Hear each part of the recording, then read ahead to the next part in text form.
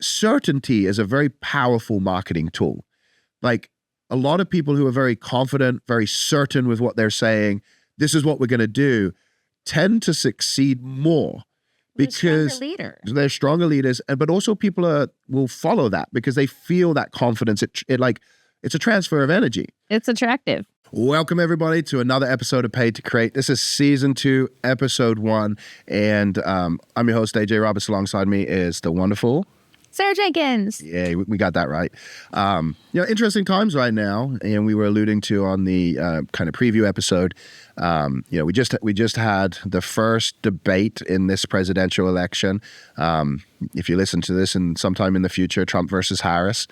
Very interesting. This is Harris's second media appearance, first time without her running mate, first debate together. Depending on which side you're on, each side seems to have a different view on who won the debate. If you break it down from debating standpoint, I think it leans more towards Harris in terms of the way, the structure of a debate. Depending on what your political beliefs are, I think both sides think they won. People in the middle, I don't think moved the needle either way. That's just my personal opinion. But we were talking a little bit about, from a marketing perspective, we're not going to go down the political route.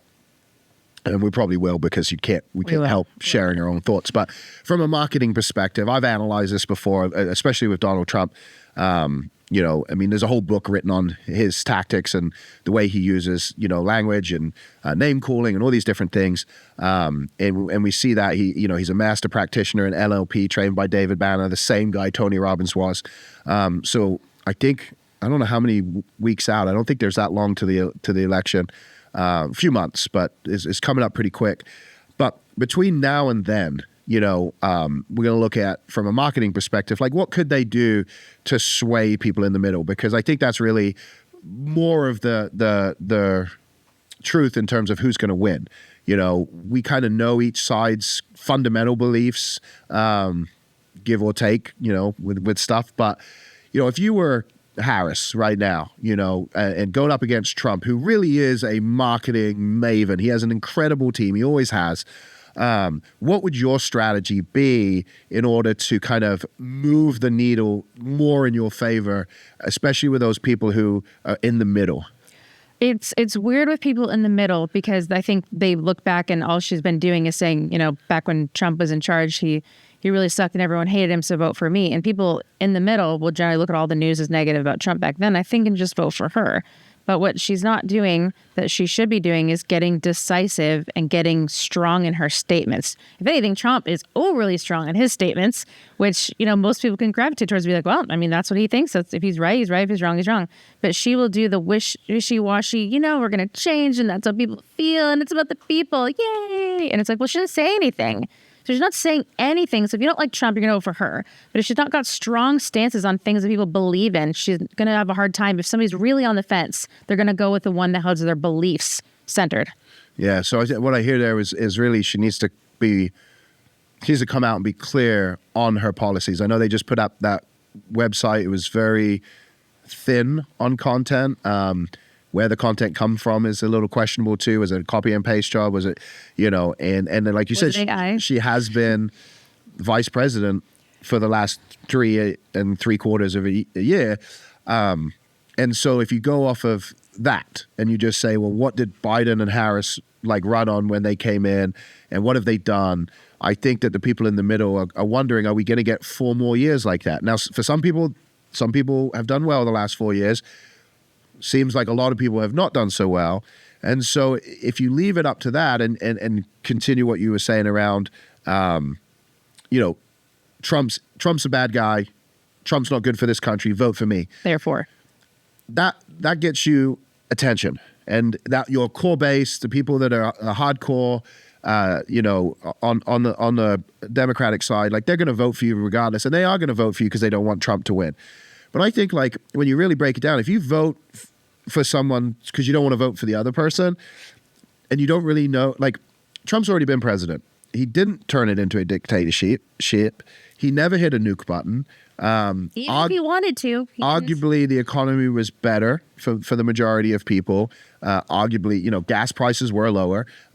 Food prices were lower. So the headlines, right now the headlines show that we're doing really well economically. They show inflation is the lowest since 2011. So we have all these headlines. But like for me, I think that people in the middle are aware that there's a lot of media bias. People in the middle are aware that like what is being said, and it may be statistically factual, but in terms of on the ground, what people are experiencing, I don't think they align. And I think that people in the middle are looking for like, well, what would make that a good vote? And I think to your point, if they don't know what you actually stand for because you flip-flopped, right? Certainty is a very powerful marketing tool.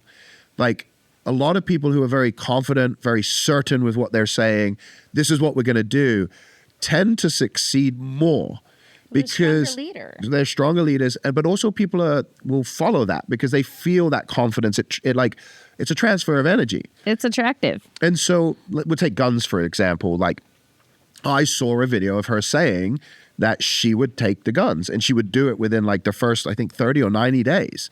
Then her party comes out and says, oh, no, she's not going to do that.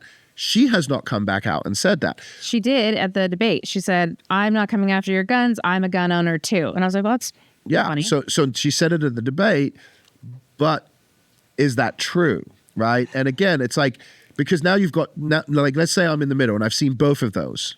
Well, which one do I actually believe? Why would you say that and then change your mind so close, right? Other issues like the fracking, for example, I think her explanation of why she's changed her mind on it generally makes sense. I think we live in California and here they're very pro-environment and they're trying to be ahead of the curve. And they've said stuff like, everybody's going to drive an electric car by 2027. They're not. They can't. It's impossible. Like the electric system, the grid here is not set up for that. They're not going to be ready for that. So it's a great goal, but oftentimes I think you make statements with the best interest, mm-hmm. and then as you get into how do we actually do this, you realize that it's not going to be what you think, and there's a benefit to not banning, gas powered vehicles, right? And maybe eventually we move towards it. But like the aggressiveness of that deadline. So I do understand the flip-flop there. But I think what I heard you saying, and I agree with, is that like she has yet to really take a strong stance in front of a camera to an audience and be like, this is what I'm going to do, and this is how it's going to be, and here's how I'm going to do it. I think that for those that are in the middle, they're waiting to see what is the opposite to what Donald Trump has put out. And, I definitely, if I was Harris, I would drop the project, I think it's Project 2025 or something. Trump has said he's not for it. He's said it many, many times. They keep pushing that as if it's his, and he keeps rejecting it without any hint that he hasn't even read it, according to him.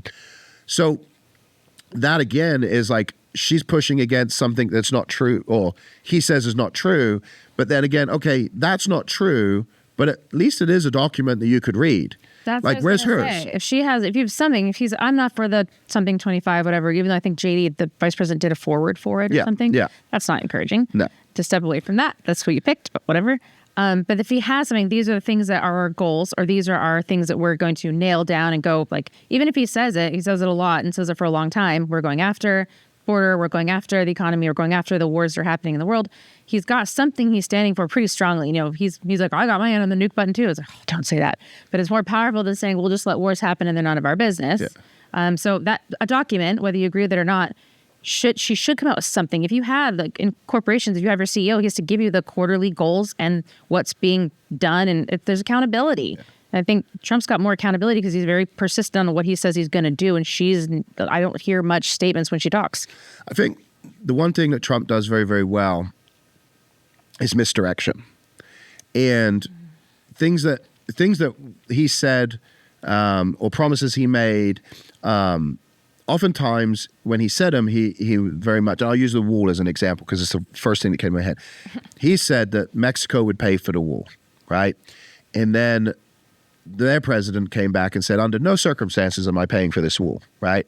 And then the way he got around that was obviously charging tariffs to them. I was going to say, you charge more for avocados, bread over said, stuff. well, Mexico's paying for the wool. He is very good at what he says with conviction and clarity, making come true in some way, shape, or not.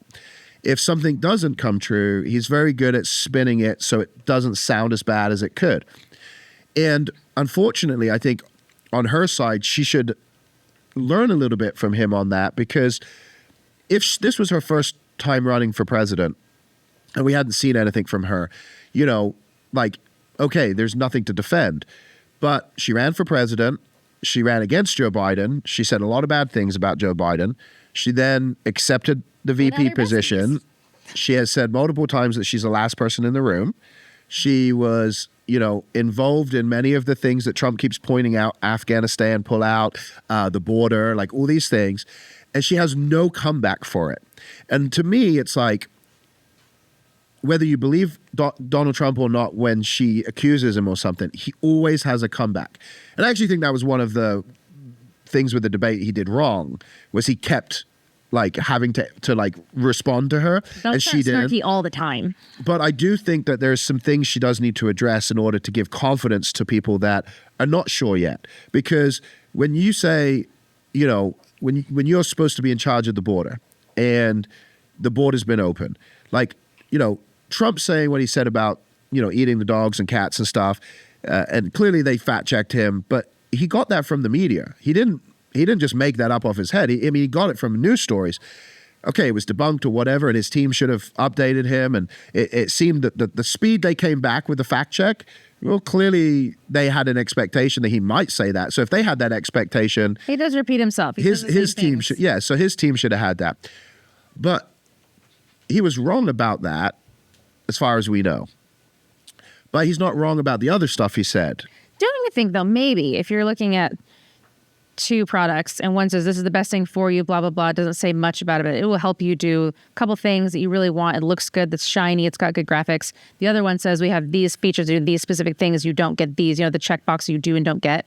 Which one do you think is more powerful when you're purchasing? The one that looks good and shiny but doesn't say much, or the one that gives you specific can and cannots? I don't know. Sometimes if she doesn't say something, she might have the confidence because we don't know what she's going to do. Yeah, and that brings up a good point, because in marketing, one of the things you have to understand is the right message to the right person, like at the right time. She's on TikTok. And so, and I've heard that critique from a millennial before. And I do think in terms of marketing for Trump, that would be a good play. I think that they are ignoring a younger base. And if we go back to Obama, when Obama won, one of the biggest reasons he was able to win was he was able to get more people who have never voted to vote for him from the younger generation, because he entered the world of social media and his running opponent didn't. So he was able to win, not by changing people's minds. He was just able to get more people to vote for him. And so, you know, if everybody votes the same, but you have a whole bunch more people voting for you, you can kind of win. We look at the last election with Biden and Trump. Trump got more votes than he did the first election, and he still lost, right? Yeah. So going into this, if we look at that same thing, and I've heard this again from a young Republican, talking about TikTok, saying how Trump is not on there and the Democrats are, and they're on there in a big way with the influencers, you know, whether they're paid or not, they're still getting the message out about the Democratic Party. And again, another marketing thing, most people believe the thing they hear first, even if they later find out that it's not true. So if they're hearing all this stuff from the Democratic side, it doesn't really matter what the Republicans come back and say after, because there is a large percentage of those people who will not change their mind. If you heard it for the first time, it's like, you know, seeing a wedding dress in the window. The first one you see, your heart gets all melty and you get your emotions towards it. You see other dresses, you're like, this is not the one. The one you try on first is usually the one you pick. Yeah. So if you hear something first, you go attached to that. Someone goes a roundabout and gives you a different outcome. I don't think you're ready for it. You're still attached to the first one. Yeah. And then she has age on her side, you know, at the end of the day, like when you're, like one of the things is like, and I'm not sure, it should be explained better, but like as you age, you gain wisdom and you gain experience, and like till it falls off that cliff. Well, until your mind starts to deteriorate, right? That's why we're in this situation in the first place, right? But what's interesting with that is when you think about it, like we don't really want young people running the country, because like you have like when you're really young, like you kind of have like I'll use my daughter as an example, right? She has no fear. She climbs everything, and she's never fallen, and she's never hurt herself. So her climbing starts getting higher and higher, and my fear gets greater and greater because I understand what's on the other side of that. I can verbally share that with her, but she doesn't understand that. She doesn't have a reality. Her reality is her reality. My point to that is that when you're trying to get voters, that's not what they don't consider that. They think who's closer, who's more like me, who's going to do well for me. And so if you're trying to convince a bunch of young people to vote for you and you're younger than your opposition, you kind of have a leg up. And I think that, to go back to what you were saying that started all this about getting on TikTok, I do think that for Trump, from a marketing standpoint, that is probably one thing that he's not done as well as he probably could have, because I don't know if it was the way he was treated on Twitter, but like he's not back on X the way he was before. He's not back on bans. Yeah, but he wouldn't with Elon. Elon's right behind him. Right. So, but maybe TikTok would. I don't know. But I'm getting text messages too from Democratic Party and not the Republican Party. Yeah. I've said you should join Harris right away and make sure we're changing the world for the better. And I'm like, report. Like, why would you text me? I didn't give my number to anybody, and I've never, Well, that's legal spam, because the politicians don't get. Is it legal? Yeah, they don't have the same rules as a business. Then why isn't Trump using it as well? Well, that's a great question. Ryan, who's behind the camera over there, we were talking about the emails that we got from Trump. I never unsubscribed from Donald Trump's list, and I don't get any emails. So I don't know if Gmail is blocking it, Google, who knows? There could be things behind that. Carriers might be blocking. We don't know. The conspiracy theories. It's fun. Yeah, I mean, we don't know, right? But that does raise a good question. Like, is there more he should be doing or could be doing in terms of like reaching the audience? I think that one of the things I've realized talking to people on both sides, I can't vote, so my opinion really doesn't matter. I'm a what do you call it, permanent resident. I'm not a citizen, so not allowed to vote. Although I'm sure if I showed up, they would take my vote. But listen, I like to listen to both sides, right? And I always like to have, even if I completely disagree with what someone's saying, I want to understand why they're saying it, because their opinion is formed by their reality. What I've come to realize is I think both sides, whoever wins, the majority of both sides will be in absolute shock. Yeah, that surprised me. When somebody wins and the other side is like crying or angry, I'm like, why? This is a vote. You put in your vote, you didn't get your way, and you're so angry or upset. That doesn't make sense to me. Yeah. It's like an attitude, like on the Democratic side, it's like, well, Trump's a bad person. Who would vote for him? Like, nobody's going to vote for him. So all we have to do is point out that he's a bad person, and we don't need to do anything else. That's how it feels. I'm not saying that's what it is, but that's how it feels. And on Trump's side, what he's kind of saying is when I was running, everything was great. They took over, went to hell in a handbag, vote for me. Right. And everybody believes that so strongly, the core, that I think like if the other side wins, they're going to be like, how did this happen? Right. So it's almost like it's not in their wheelhouse that like, it's actually very close. It's a very close race. And again, the polls should show one person ahead. Who the hell knows? But the media, if the media is manipulating that, shame on the media. It's happened before, so it could be happening. But like if we take what we can at face value across the board, it seems like it's pretty even. So the fact that it looks even, both sides are kind of like think they're going to win no matter what is interesting, Well, it's what Biden didn't do is he didn't put a strong front. No, I just haven't seen that part, right? And I think the VP that Harris picked is not going to show the strong front. He's always smiling with puppies and stuff like that, which is great for personal.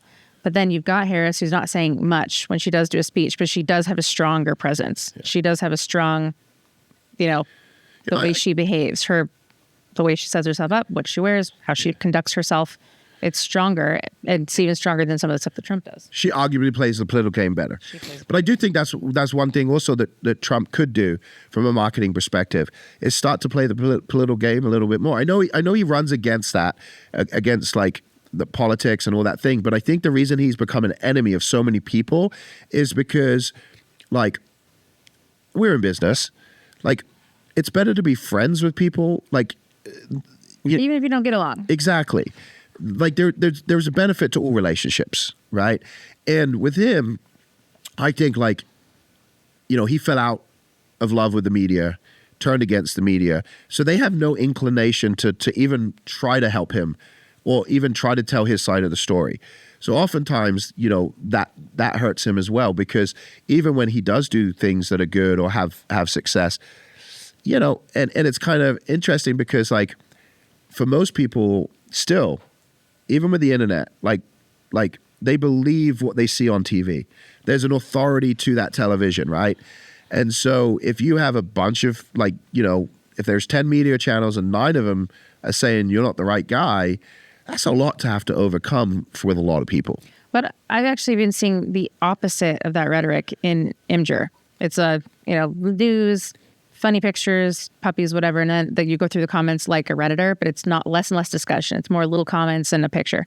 But a lot of people are saying now that the media is Republican owned and it's driven towards Trump. And I don't understand that. I don't see that for myself, but that's the conversation that's happening on different platforms right now, is that Trump owns the media and Republicans own the media, which I'm like, how? Oh, that's interesting. I know. It's the opposite of what we thought was true, but I don't know now. Yeah. Talking to comments, one of the things I've noticed is that a lot of the times, and I don't go, like, I'll click the comments, start to read them, and I'm like, oh, wait, I got to get out of here. The funny ones are in the top. So, but what I've noticed a lot of the times is that, like, people going against Trump, they're not U.S. citizens in the comments when you click. And it's very interesting. And this brings up another thing. Why does someone who's not a U.S. citizen care?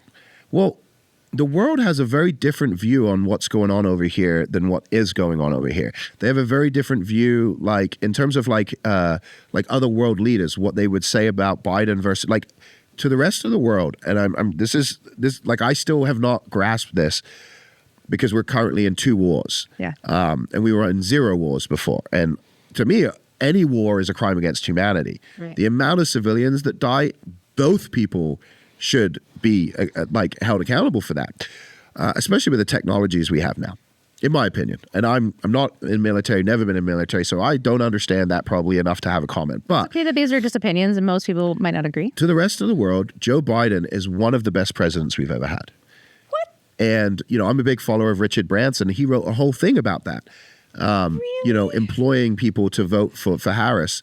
The best? But they're because of the things that they're, like, from a global standpoint, the support he's given Ukraine, the support we're giving in the Middle East, like all of these things, like the joining back with the French for the environmental pact or whatever it is, like to the world, like they genuinely believe that Biden was incredible for us, for the country, right, and that Trump wasn't.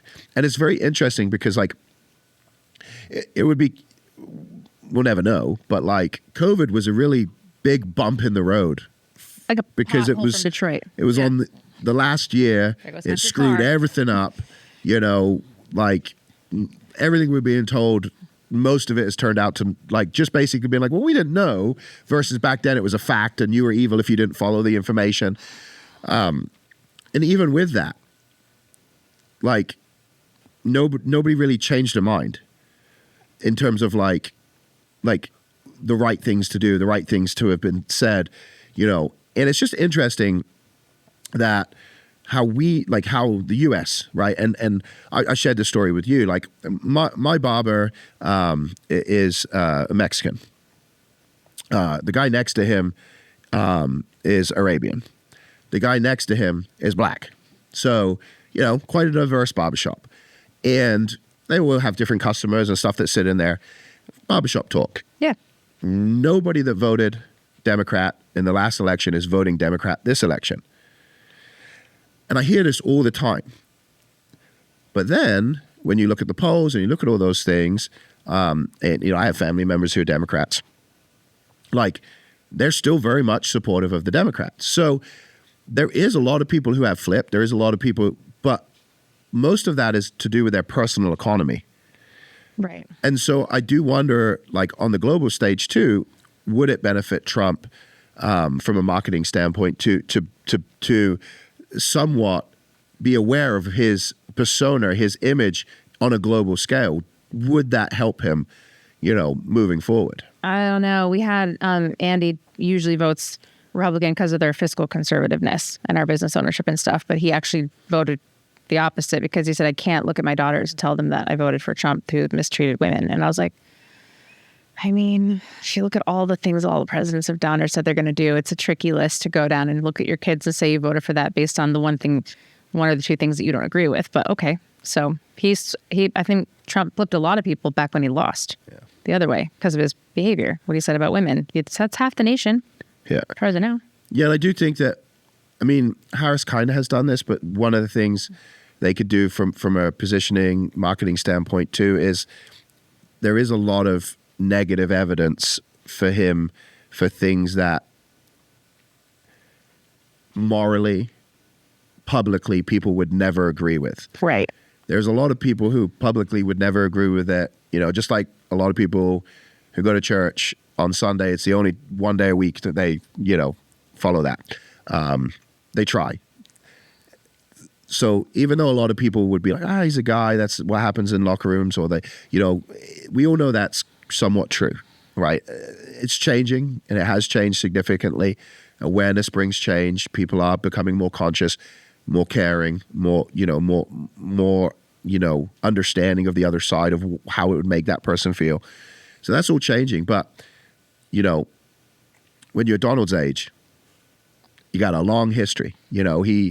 He's been sued more than anybody else, and I think he's sued more people than anybody else. Right? That's I heard it was in the Guinness Book of World Records how many times he's been sued. I don't know if that's true or not. I didn't look it up. Ryan, you're gonna have to stop fact checking stuff so we don't get in trouble. These are opinions. But my point to that is like it plays into a lot. Like, is he a good employer? Right? Like she brought up in the debate the amount of people who were Republican that against him now that worked for him. And his response was brilliant. Well, I fired those people. Why would they be for me? But when you look at that, you start to go, okay, like what's this guy's personality? And I think that that's a piece of, and I think the reason for this is, the reason the Democrats don't go to certain places is because politics was never like this before.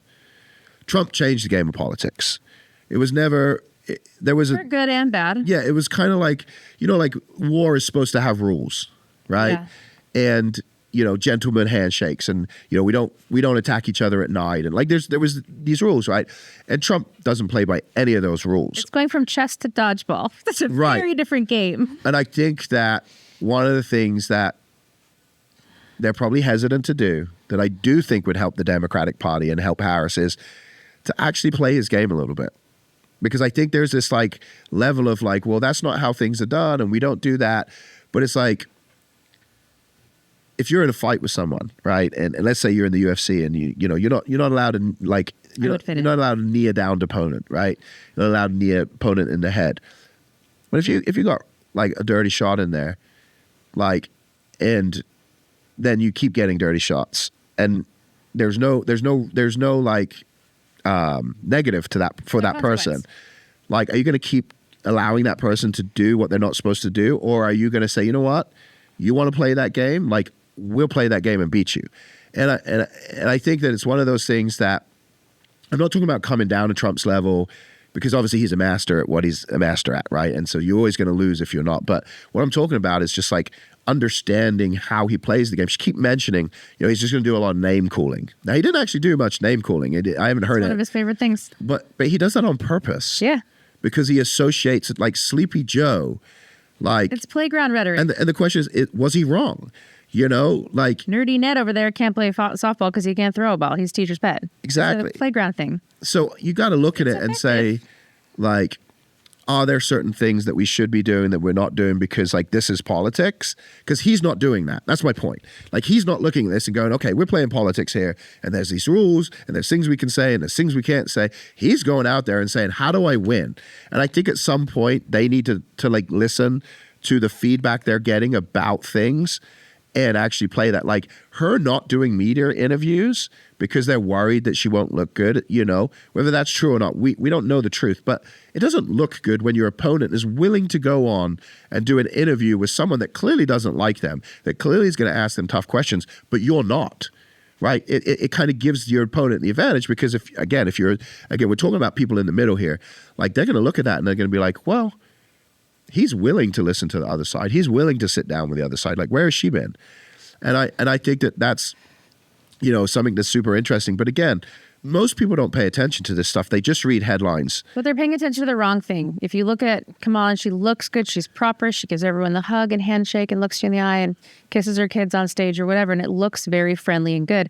And then Trump doesn't give one of his daughters a handshake and he's a little more formal and his wife isn't going to give a speech. Like, they're very different. Different's okay. Being weird and off balance is a little okay. I'm not talking about me and you, that's for sure. But other people we might know, it's a huge benefit. You think differently. You act differently. You behave differently. You're not the status quo. You don't follow regime. You have your own thoughts and your own way of doing things. That's why you are so good at marketing. That's why I was good at leading whole teams and stuff, because I do things differently, not normal, not the standard. So having the negative, Trump didn't even hug her daughter. Well, maybe he's focused on something else. It doesn't matter. You're pulling them apart. When you look at Mark Zuckerberg, you look at Elon Musk, all the people that are geniuses that have done amazing things in their life are not socially normal. They're not following protocol of running their teams or wearing the suits, and they're not doing things normally. Yeah. And people look down on them. They're the most successful. And Trump's been on TV forever. He's had millions of dollars in his background or his parenting and his family lineage. He knows what to do with certain things better than anyone else, and he doesn't care what you think about that, the way he does them. Yeah, he almost leans into his Weirdness. quirks, like leans into it more, and I think that's something that is potentially missing with Harris. Is like, I feel like you can get a pretty good idea who Donald Trump is, right? You can watch TV show, you can read his books, there's a lot of stuff out there on him. I mean, I just read a book called The Cult of Trump. Oh my. And it's against Trump. Come with that. It's not for Trump, it's against Trump. Oh. It's written by a guy who was in a cult who now helps people detransition from a cult. Very well written. Some of the stuff I go, well, I mean, yeah, that's part of building a culture. That's why the word culture exists. So not everything is always a negative, but Trump does very, very well at hitting certain points. Oh, yeah. With Harris, like, I honestly don't know who she is, other than what is said to be her record as a California governor and her record for the last 3.5 years. But I didn't really see her. Like, I often, like, the whole time I'm like, where is this lady? And I think a lot of that's on purpose. They never have both of them in the same place, that kind of stuff. But like, the real question now is like, who is she and what is she? Is she leaning into that? And I don't know, because again, she's not on TV. She's not doing stuff. The rallies, from what I've seen, every rally has the same speech, right? Which is fine. If you're a great speaker, oftentimes you'll have a core speech that you give, and you give it, and you get better and better and better at it. But I want that. I don't have that. In these situations, like, what are we learning? What do we, and that's really, for me, I feel like I could tell someone the positives and negatives of Donald Trump. With Harris, I don't really know, because I don't feel like I know her beyond what her political record is. And I don't think that really speaks to who somebody truly is as a person. Not if she's not strong in her convictions enough to say them. Yeah. If you've got Trump, well, he's a movie star. He's used to being a showman. He's an entertainer, an entrepreneur. So when he has the hat, everyone's got a hat. He's got the dance. Have you seen the Trump dance? Oh, yeah. It's the funniest thing ever to see a whole audience doing the Trump dance. Like, they've developed themselves, like, oh, we love that dance. We're just going to do it too because we're part of that team. Harris has nothing that makes her with the others. There's no, I don't know, you're not on her team. Yeah. She's the wannabe president with mixed convictions and won't take a stance on things, but she's not the we. Yeah. She's not the, here's what we're going to do. She's saying, here's what I'm going to do. It's not Trump, so it's okay to be safe. Like, I think that's something that's interesting. You bring up the hats, the merchandise, right? The merch. Like, merch has always been kind of a part of political elections. Car stickers, yard things. Trump took it further with the hats. I mean, there is stores selling flags, hats, T-shirts, like actual physical shops that you can walk into on the internet. Endless amounts of things. Theme songs. He got Kid Rock to do a theme song for him. Yeah. His own personal song. I mean, there's books. I want a theme song. There's books, positive books, negative books. There's like endless stuff. Tuesday, I was telling you that I'd never seen a Harris Waltz, yard sign or anything. Since Tuesday, I've seen 3. Oh. There were 3 houses next to each other. Surprise, surprise. Right. But that's it. Like, I've not seen car stickers, flags. I've not seen anything. Now, I'm not saying that means that there's no support. But it is interesting that people who support Trump almost see it like showing American pride. And they're willing to go out and they're willing to show everybody that they support Trump. I don't get the sense on the Democratic side that they're proud of Harris. They want to show support. They want to fly the flag. It's interesting, and I don't know, like, because I haven't looked into it, I haven't talked to enough people, but it's very interesting because a lot of the times perception is reality, and in marketing we've learned, like, when you launch a product, the more buzz you have, the more people that are talking about it, the better the launch does. Because people assume that it must be important, you must pay attention, they must do this. So I'm curious, like with like people who don't necessarily, like a lot of people didn't watch the debate, right? A lot of people who are voting won't watch the debate. A lot of people who are voting don't read anything but a headline. But with all the buzz that Trump has, does that lead them to think that he would be the better choice because there's more people that seem to be on his side? Like like people are proud when they're a Trump. Like there's a lot of proud Trump supporters. I don't feel like there's a lot of proud Harris supporters. And maybe that's because we're West Coast. We were just in Florida, but we were right in Mar-a-Lago area. So again, most of that stuff is all red down there. So maybe we're just not going to the right places. Right. But it's super interesting because when you think about it, like, is there even Harris Waltz merch? Like, where would you go? I've not seen a shop. I've not seen a store. I've not seen it available anywhere. So I mean, I'm sure it is, and I'm sure, if I was looking for it. No, they're not. But at the same time, these are fundamental things. When you look at building a campaign, when you look at building support, it's free advertising. Well, why do we go to celebrities for their take on politics? Why? Because people believe celebrities. Their job is to get on camera and fool you. That's their job, to act, to pretend they're somebody they're not. That's their whole job. Well, stature, right? People believe, if they have... Because they're movie stars, you believe them. Yeah, if you have 250 million followers, you probably have... But he's playing the game. Yeah. You talk to any movie star, you wanted their political advice or whatever, then you talk to Trump, who was a movie star, and he's giving you political advice. They're very outstanding about it. Very outspoken. Yeah, that's a great point. And I think that's something that we do have to remember, too, is with Trump, he's done a lot of different things. He's not been a politician his whole life.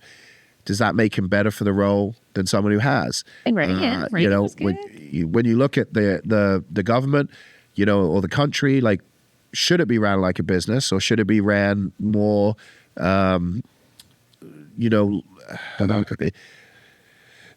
think Trump's standpoint is make America great. The Democratic standpoint is raise everybody in the world up together. And so when it comes to giving money overseas, Trump is less inclined to do so. Harris is more inclined to do so. So part of that comes down to, too, like your worldviews, your world beliefs. Do you think we should be helping people overseas before we help our own, et cetera, et cetera. But the interesting thing when you look at celebrity and you look at those kind of things and you look at politicians, it's pretty scary that, like, Taylor Swift has more influence and more followers than the actual president will. Anyone? And who is in charge. Something that I was just thinking is that I think, unfortunately, neither of them have a good VP selection. Right. And I think it hurts both of them. I wonder if technically you shouldn't have VPs. The person who loses should be the VP. Because, I mean, the House is split. Well, no, Senate is split. If you've got, let's say you got a Democratic Party that elected a Democratic president, and then that person dies, the vice president, it's not going to turn the whole country now Republican. Well, that's true. You don't want. That's why. Yeah, that's true. That's true. I was just thinking from a standpoint of, like, actually having, two different opinions and having to come up with the best solution. I think you have a whip. Yeah, votes. That's true. That's true. Don't get rid of the whip. Yeah, they're important. Right. So is there anything that either of them could do, do you think, that would give them, like, a significant home run? Like, if this happened, that would be the end of this? Or do you think it's going to be a nail biter? It's hard because Karen's got the political thing. She's a politician. She's done it for a long time. That's her whole wheelhouse.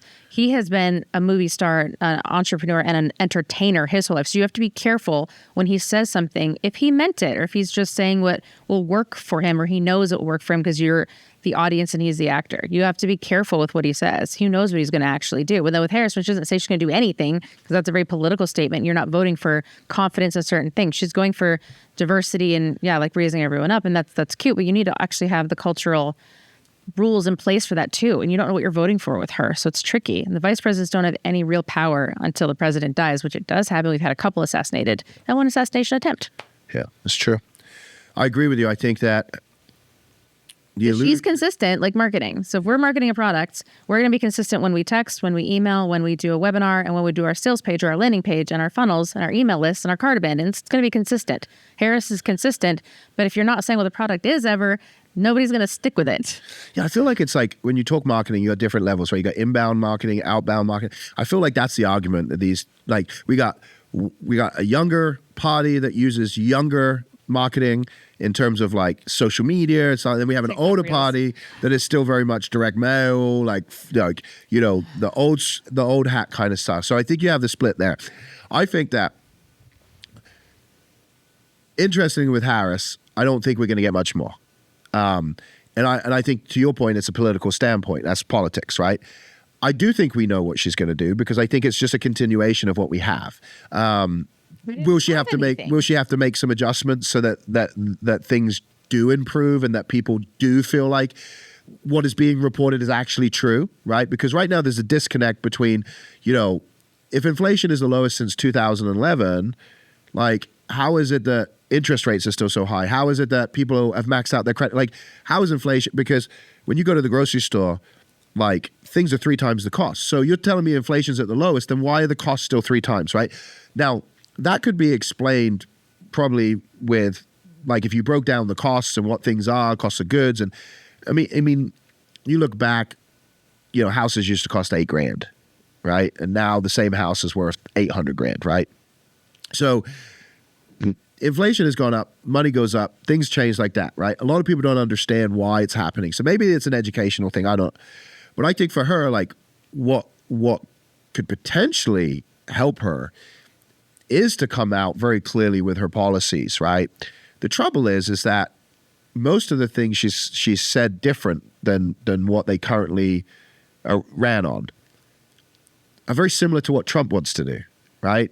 So it's kind of like, well, if he has a good idea and you're borrowing it, like, why would? But for Trump, I think the way he really can win is to not worry about her and to really focus on like all of those question marks with him and like address the things that he avoids, right?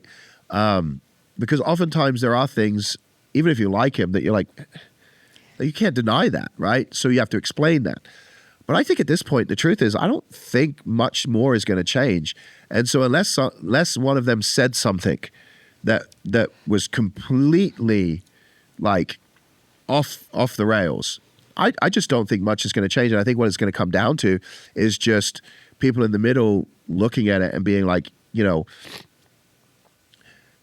do you trust that Trump is not going to, like, Trump's already been in, right? So to say he's going to be a dictator and he's never going to leave, that's a bold statement. So who do you think votes? Do you think younger people vote more often than older people? Or do you think older people vote more often? No, I think older people do. So I think that's a great, Trump could win if he started going after the younger people, I reckon.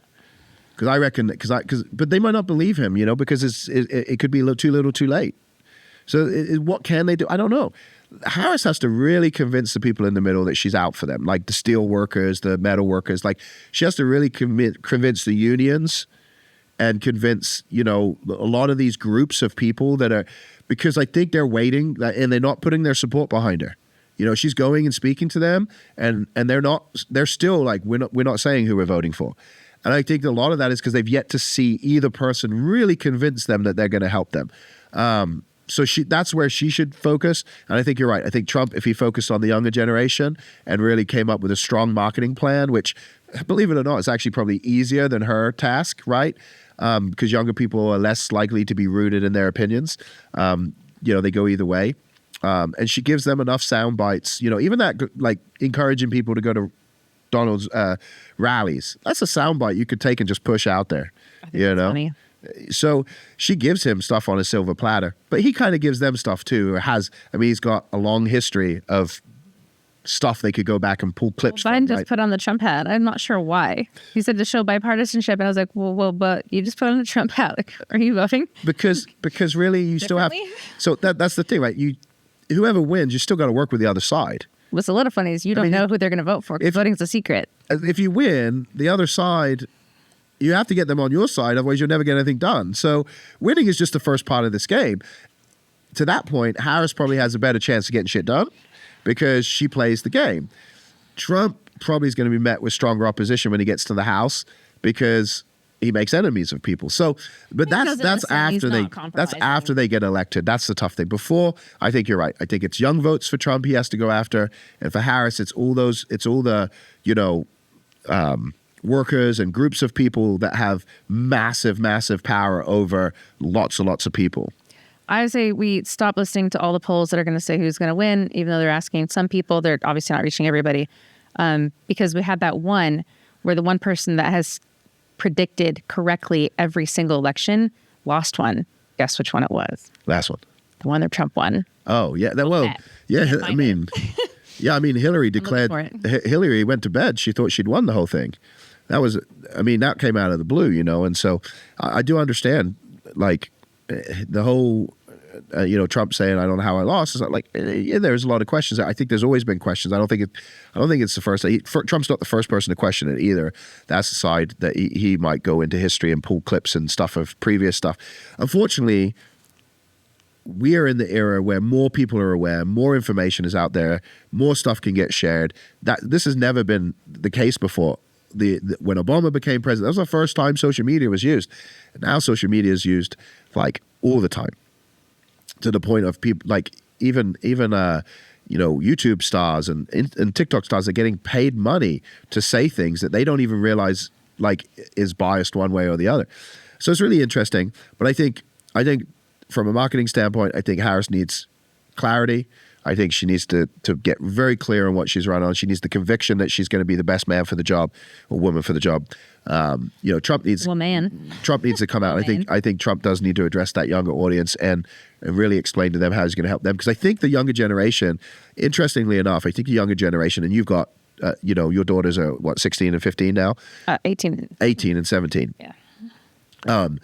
They do think very differently. They do think about like, everybody should be loved and everybody should be taken. They have a very different view on that kind of stuff. And maybe you could share, because like you have two kids at that age and their views are vastly different than yours. They're still kids. They're 18, so Emma's an adult, and 17. She's got a good grip on some social media stuff and how some of the politics work. Her school taught her logic and argument, which is really fun and really bad for me as the mother.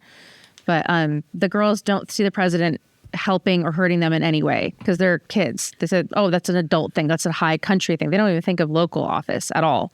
The kids don't think of that stuff. Who they vote for as president, they don't think it's going to impact them. There's probably enough votes there that if one of... Taylor Swift told them to. That's true. Yeah, but that doesn't get them to the polls. That's the other thing. Like, I don't think... It doesn't get them to the polls. And so that's something that's interesting too. Like, I like if Trump becomes president because of the whole election thing, I really do hope we get a simple system. I still do not understand why there's not something you log into with your social security number, vote, and it's done. There's no reason to have to go to a polling station. They don't check IDs, so it's not an identification thing. And why are we still using cards to write on, like, and counting votes? Like, there's no reason for this. The internet could be hacked. And so... But if everybody has a social security number and we know who's dead, and so once it's done, you run social security numbers against living people. If that social security number was entered more than once, But the only downside to that, I guess, is you could go around and collect everybody's numbers and vote for them, pay them. Like but you could do that in any situation. But I think it's so complicated to get to the polls that like. Your 18-year-old daughter is on the day to vote. She's not going out of her way to vote. I know she's going to go vote. If it's not at Starbucks, she ain't going to vote, She's American. She should be proud American. She should go vote. And she'll be like, why? Like, why? Yeah. And I think you're right. I think if I bet you if either of them really took an interest in... Well, what's Trump going to do for kids? Biden said he was going to take away their school loans, potentially. And for kids that are getting school loans, they're thinking of that in their future. Well, that was good until it wasn't, right? Right, of course. It worked until they realized they couldn't do it. But then what is Trump going to do for kids or like young adults? He hasn't mentioned much. Yeah. He's a little higher thinking, a little more war, economy and stuff like that. I think the teens, they're turning into adults to understand gas money, but not how it works in politics. Even taxes, right? Like, because they're not earning enough to pay anything yet. And then, like, what do they care if the billionaires get taxed? Like, it doesn't matter to them.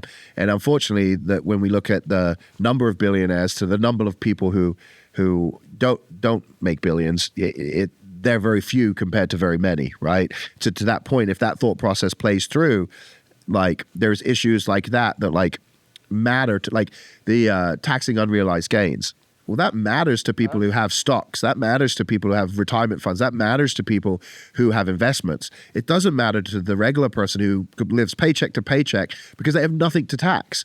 So, again, it's a good bite for the people that can't afford it. That's not going to work. Oh, no. I'm not saying it's good at all.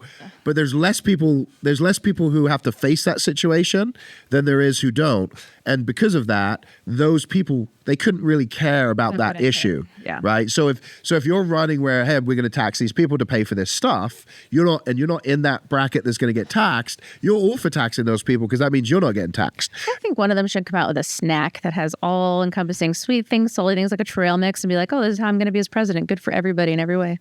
I think that's a great place to end it. Right? I think that's a great place to end it. All right, everyone. Thanks so much for listening. We'll see you on the next episode of Pay to Create.